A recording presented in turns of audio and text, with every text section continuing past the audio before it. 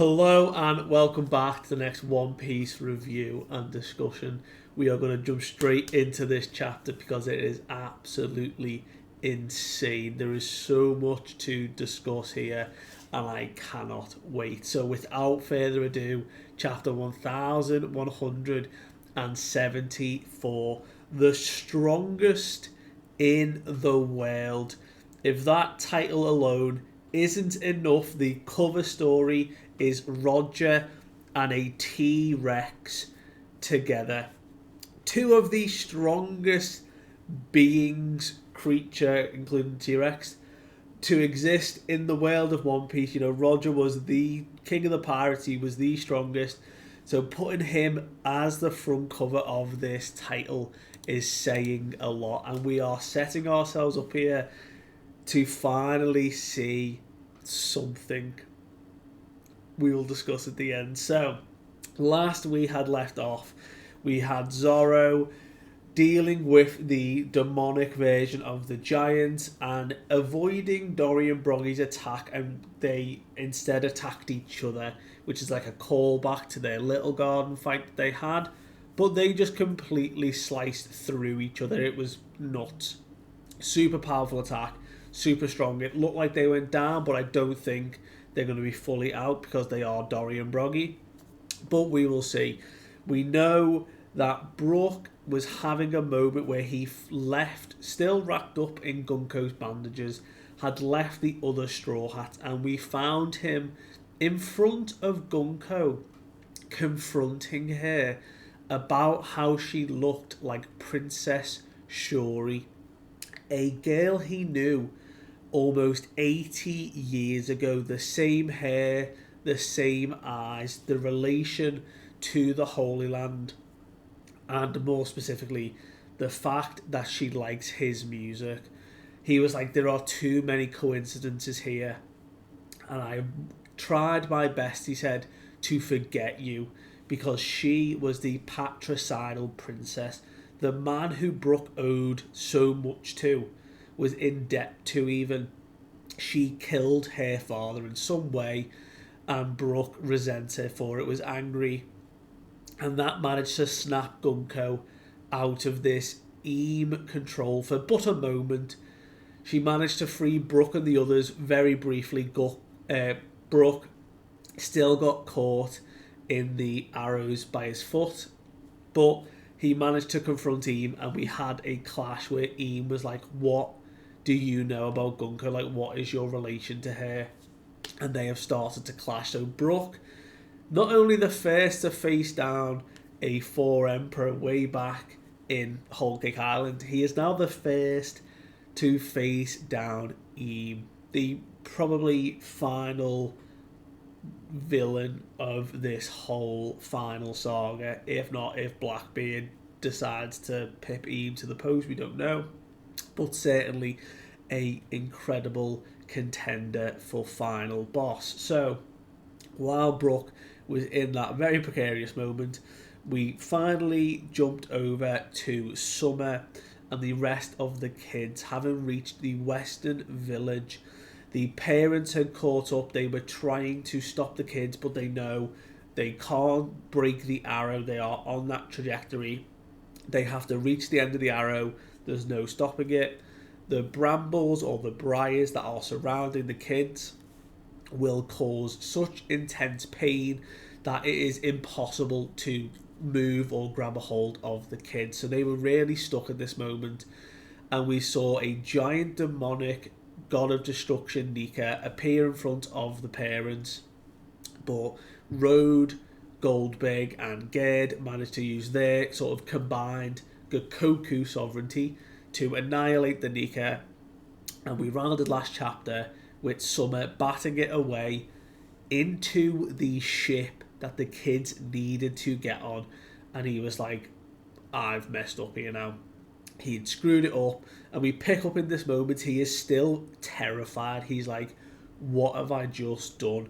The ship's gone, but not only that, there is now a break in the cloud. So the sea sky clouds that surround the sun realm here in Elbaf, similar to like Skypiea, there is now a giant hole that just drops into the realm of the dead, and the arrow goes out just part way into that hole, and he's like, there's just no way out of this. I've messed up. We can't undo the arrow's effect.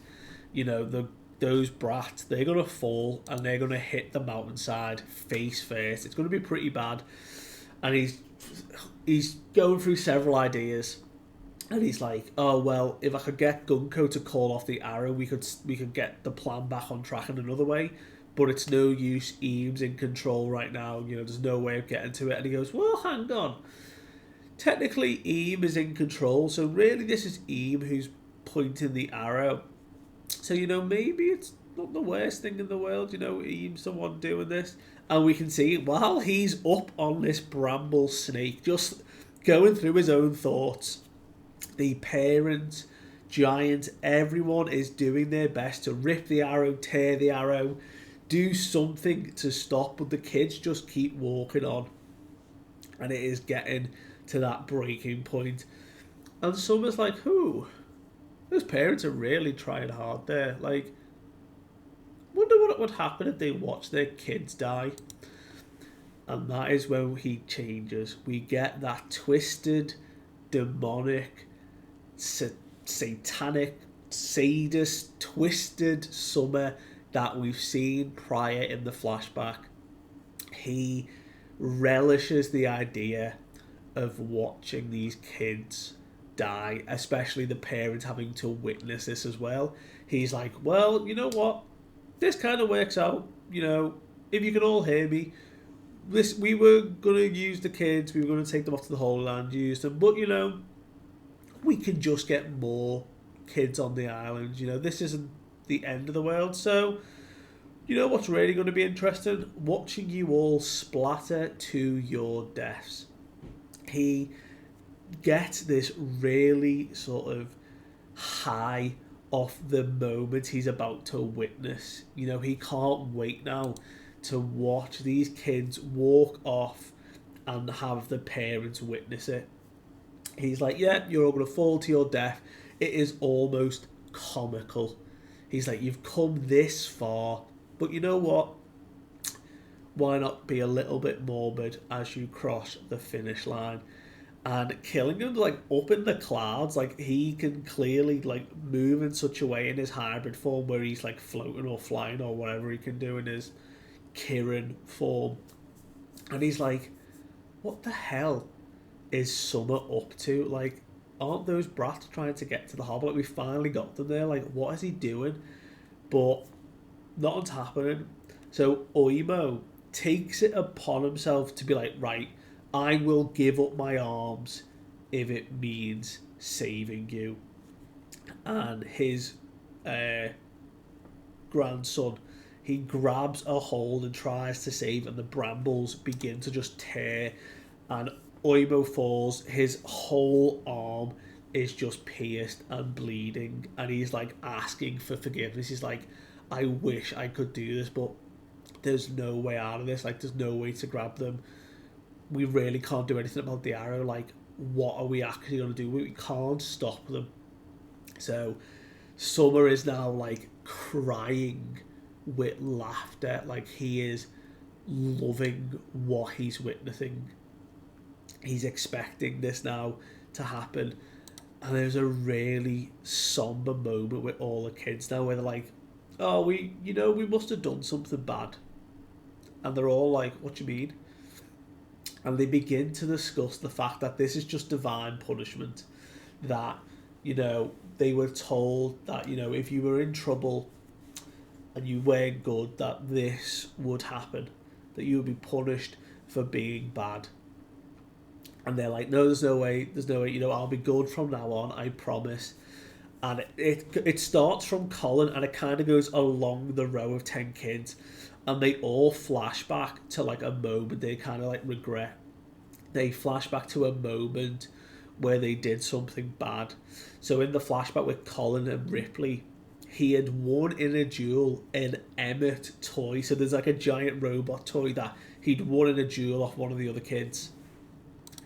And Ripley like grabs his ears like, you know that you're strong. and the strong should be the ones who look after the weak. Now go apologise to that kid, who you took this toy off, basically. And then one of the little girls doesn't eat her carrots, and she's sulking at the table. One of the boys takes his father's sword, just like messing around. The little boy, who is Oimo's grandson, hates his grandpa, calls the crew stinky. There's one girl who is like a liar and she's getting caught out for it. And then one guy who didn't want her to like forget her homework clearly and didn't want it to be there. And we can see that, they're all panicking, they're all crying, and Colin screams out for his mum. And in one of the most heroic moments, Ripley rushes to the edge of the harbour here, where literally it is the wooden planks and then over into the cloud where the massive hole is. And she just grabs a hold of Colin, like full embracing. And he's like, what? Like apologizing, but he's like, you can't stop me moving here, like you're gonna get hurt, you're gonna die. And she's like, you know what, better than letting you die alone. And she just fully embraces him, and they both plummet together. And we see that the other parents, from inspiration or just being like, this is also the only way now, they each grab a hold of their own child, fully stabbed by brambles, piercing through them, and they grab a hold, and one by one they all begin to fall off the harbour, taking the kids with them and like cushioning them. And we see like Ronja is like panicking as she goes to take her leap, and her dad comes in, grabs her from behind and scoops her up to fall with her. We see the young lad who, said his mum was the scariest thing. He was like, I'm sorry that you were the one I said was scary. And she's like, you know what? I will happily be the fierce mum that is protecting you. And it's so sad. And there's a little Joanna girl who's like, it must be nice having these parents to watch out. And then she goes to take her step. And Ange is the one who flies in and grabs a hold of her, because there's a flashback of her saying, I'm always here for you. And she's like, you're not my mum. And it's just so sad. And one of the last ones is little Bjorn goes to take his step, and he begins to regret what he said to Rode, calling him this nerd of an older brother. He didn't want anything to do with him, never to come around school. And Rode was like, oh, I'll be discreet, I won't be a nuisance. And he's looking, and Rode, full sprint, leaps, jumps, and grabs a hold of his brother and is like, this doesn't hurt, I'm fine. And Bjorn just weeps.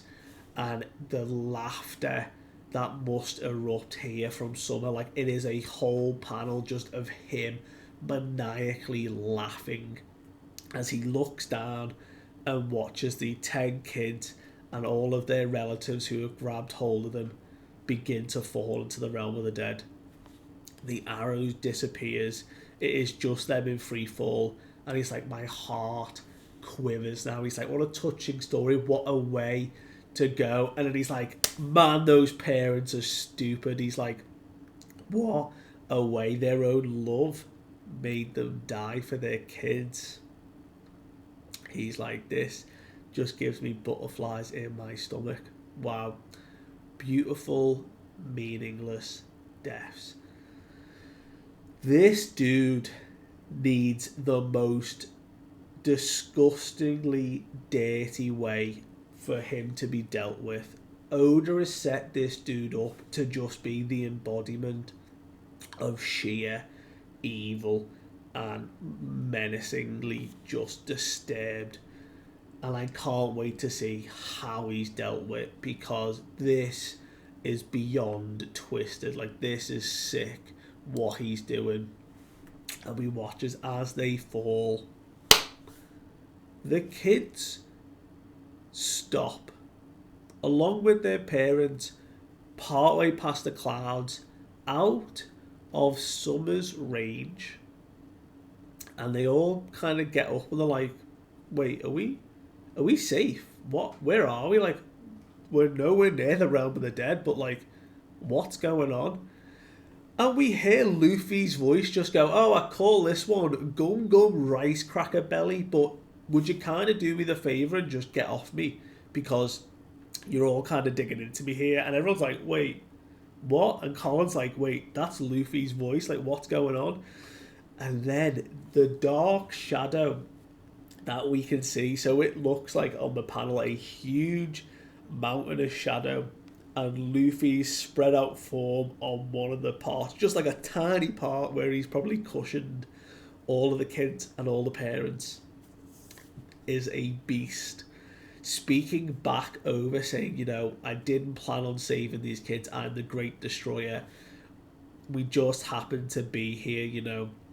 As soon as we land, get them off me because I don't want them meddling in my fight." And Luffy's like, "Well, you guys just came falling down. We kind of just been crossing our paths. Let's get you back up."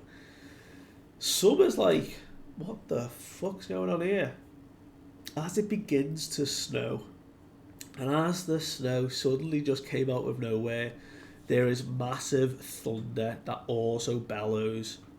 And the whole island, the whole trees begin to shake. It is like nuts what's happening right now. And all the giants begin to hear the drum beat. And it goes to Ja Rule, and he looks around at the giants and he says, "On a curious day, when thunder and snow both flurry, a giant beast will blot out the sky and the drums of liberation will boom." And we watch as the spikes of a beast begin to emerge from the clouds out up into the sun realm. Summer is like, "What the fuck is that?" And Gunko from a distance is watching. We see like an Eam reaction to this. And the final 2 page of this chapter could be one of the most insane double page spreads we've had. Certainly tops the list because the sun god will rise. We see Luffy laughing away in Gear 5, this big. We see a little Ragnar squirrel form this big. And the rest of the page is the giant dragon form of Loki. Super intimidating, super frightening, almost demonic. We see his horns and he's still got one horn bandaged. His tongue is sticking out. His eyes are like glowing. But this giant demonic looking dragon appears. And we see the rest of the sort of nightmare creatures that were huge, even bigger than giants, tiny in comparison to Loki's form here. This is by far the biggest creature thing, anything in the existence of One Piece thus far. Loki in this form beats it. There is no way any other ancient giant gets close to the size that Loki is currently taking up. It is insane. And like, this is just like, his wingspan is outside the page. It's like, we can't even get a full scale here, but like, he could reach like a good size of the Adam Tree. Clearly this was like a few wing flaps and he went from the realm of the dead to the sun realm. Like, this is insane how strong this dude is going to be. No wonder it is called the strongest in the world. We now have our contender. Loki has eaten the dragon fruit. Clearly going to be the relation to Nidhogg, the Norse mythological dragon, because of the connection to Ragnar here, or Ratatoskia, the little squirrel hammer. So this is going to be crazy. Luffy's loving life, laughing away, talking about how big this dude is. The worst thing in the world now, and I know it will come, is Eam as one final parting gift as he leaves Elbaf. is to do a Dobby reversey on Loki, and Loki now has begun to become a threat. But who knows? Loki might just annihilate Gunko's all the connection and happy days. But we're certainly ramping up to a much bigger part to play, because who can possibly stop this dude now? Do you know what I mean? He's a dragon, an even bigger dragon than Kaido, and look how much it took to take down Kaido. I'm up in the air. I know Wano wasn't that far along or far in the past, and we have just had a huge dragon fight, another dragon, but it's so different. Like, it's not the Chinese sort of serpentine dragon we had. It's a very, very like Western style, like fantasy dragon, which I love. I'm interested to see what he's gonna do. Oda's got this. I think he's got a plan for why he would want another dragon to appear at this point in the story. It also just looks cool. So let me know what you thought of this chapter. Thank you so much for watching. I do appreciate it.